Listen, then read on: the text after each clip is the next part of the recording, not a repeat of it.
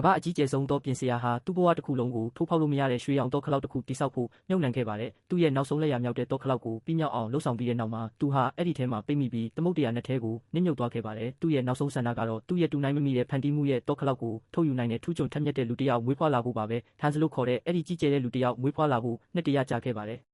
ဟန်ဟာကျွမ်းကျင်တဲ့တောခလောက်သမားတစ်ယောက်ဖြစ်တာကြောင့်ဗန်တောခလောက်ကိုခွဲဖို့မျက်လုံးဖွင့်စရာတော့မလိုပါဘူး။ဒါပေမဲ့သူဟာတဘာဝအတိုင်းအလွန်ရိုးရှင်းပြီးရိုးသားပါတယ်ခိုးယူမှုအစားဗန်တစ်ခုမှာတာမန်ဝန်ထမ်းတစ်ယောက်ဖြစ်အလုပ်လုပ်ခဲ့ပါတယ်။တနေ့မှာသူဟာအင်တာနက်မှာ8စက္ကန့်အတွင်းတောခလောက်တစ်ခုကိုထုတ်ယူနေတဲ့ဗီဒီယိုတစ်ခုကိုမျှဝေခဲ့ပါတယ်။သူ့ရဲ့အိမ်မက်ကနာမည်ကြီးအင်တာနက်စတာတစ်ယောက်ဖြစ်ဖို့ပါဒါပေမဲ့ကံမကောင်းစွာပဲဘယ်သူမှသူ့ရဲ့ဗီဒီယိုကိုမကြည့်ခဲ့ပါဘူး။သူ့ရဲ့အိမ်မက်တွေမပြည့်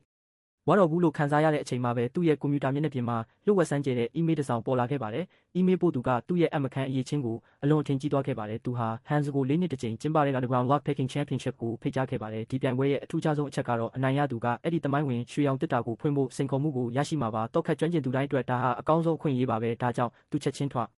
တက်ခွာသွားခဲ့ပါတယ်။ရိုင်းဆိုင်တဲ့အချက်လက်တွေမရှိဘဲနောက်ဆုံးမှာတေးဆုံးသွားခဲ့ပါတယ်။အဲ့ဒီအချိန်မှာတခြားပြိုင်ပွဲဝင်တွေကအလုပ်ရဲ့တဝက်ကိုပြီးမြောက်အောင်လှုပ်ဆောင်ပြီးသွားပါပြီ။အချိန်မဖြုံးမဲ့ဟန်ဟာသူ့ရှိကတစ်တာကိုအလုပ်လုပ်ပြီးကျန်တဲ့သူတွေနဲ့မြန်မြန်ဆန်ဆန်လိုက်မိခဲ့ပါတယ်။ပြိုင်ပွဲဝင်10ယောက်မှာ4ယောက်ပဲဆီမီဖိုင်နယ်ကိုတက်ရောက်ခွင့်ရခဲ့ပါတယ်။နေရာ3ခုပြည့်သွားတာနဲ့နောက်ဆုံးနေရာအတွက်ပြင်းထန်တဲ့တိုက်ပွဲတစ်ခုစတင်ခဲ့ပြီးဟန်ကအနှဲငယ်သာကွာဟချက်နဲ့ရရှိခဲ့ပါတယ်။တကယ်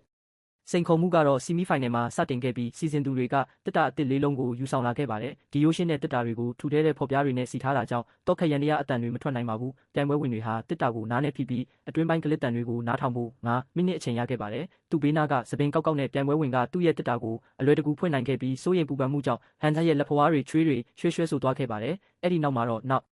ဆုံးအဆင့်စတင်ခဲ့ပါတယ်ဒီတစ်ခါတော့တောက်ခလောက်မှာ Royal Bank အဆင့်လုံခြုံရေးစနစ်ပါဝင်ပြီးအချိန်ကန့်သက်ချက်က3မိနစ်ပဲရှိပါတယ်ဘယ်သူမှမအောင်မြင်ရင်ဒီနှစ်မှာချန်ပီယံဆုကိုရမှာမဟုတ်ပါဘူးပြိုင်ပွဲစတင်ချိန်မှာစီစဉ်သူတွေကခမ်းမတစ်ခုလုံးမှာအလွန်ကျယ်လောင်တဲ့တေးဂီတာကိုထုတ်လွှင့်ခဲ့တာကြောင့်တောက်ခလောက်တန်ကိုလုံးဝကြားရဖို့မဖြစ်နိုင်ပါဘူးစပင်ကောက်ကောက်နဲ့ပြိုင်ပွဲဝင်ကစူညံတန်လျှော့ချပေးတဲ့ကိရိယာကိုတက်ဆင်ပြီးအလုပ်လုပ်ပေမဲ့ဟန်မှာကိရိယာတွေမရှိပါဘူးဟန်ကအသက်ပြင်းပြင်းရှူပြီး